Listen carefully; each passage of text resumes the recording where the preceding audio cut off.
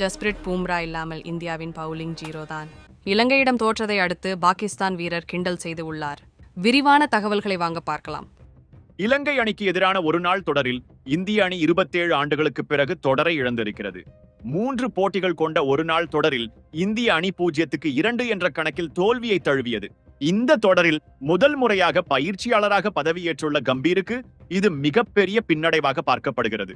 குறிப்பாக விராட் கோலி, ரோஹித் சர்மா போன்ற மூத்த வீரர்கள் இந்த தொடரில் இருந்தும் இந்திய அணி தோல்வியை தழுவியிருக்கிறது என்பது குறிப்பிடத்தக்கது. பந்துவீச்சில் இந்த தொடரில் இந்தியா சொதப்பியது என்று சொன்னால் பேட்டிங்கில் மிகவும் மோசமாக விளையாடியது.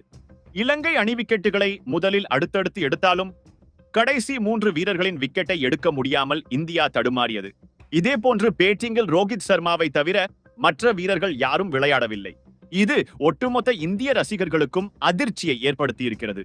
இந்த நிலையில் பாகிஸ்தான் வேகப்பந்து வீச்சாளர் ஜூனைத் கான் இந்தியாவை கிண்டல் அடிச்சிருக்கிறார்.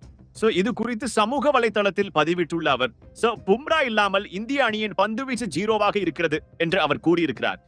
மேலும் தாம் சொல்வதை ரசிகர்கள் ஏற்றுக்கொள்கிறீர்களா என்றும் அவர் கேள்வி கேட்டுள்ளார். இதற்கு பலரும் நீங்கள் சொல்வது சரிதான், பும்ரா போன்ற ஒரு வீரர் இல்லாமல் இந்தியா தடுமாறி வருவதாக கருத்து தெரிவித்துள்ளனர். கடந்த T20 உலக கோப்பையில் பும்ரா 15 விக்கெட்களை வீழ்த்தி அசத்தினார். இந்த நிலையில் அவருக்கு பதிலாக முகமது சிராஜ், ஆர்ஸ்தீப் சிங் ஆகியோர் இந்த தொடரில் விளையாடினர். அதிலும் 3வது ஒருநாள் போட்டியில் ஆர்ஸ்தீப் சிங் இடம்பெறவில்லை. குறிப்பாக இந்திய அணி பிளேயிங் 11 தேர்வு செய்த விதம்தான் தோல்விக்கு காரணம் என்று பலரும் கம்பீரை சாடி வருகின்றனர். இது குறித்து உங்கள் கருத்துக்களை கமெண்டில் எழுதுங்கள். நன்றி, வணக்கம். கிரிக்கெட் செய்திகளை உடனுக்குடன் அறிந்து கொள்ள நியூஸ் கிரிக் சேனலை சப்ஸ்கிரைப் செய்து பாருங்கள். நன்றி, வணக்கம்.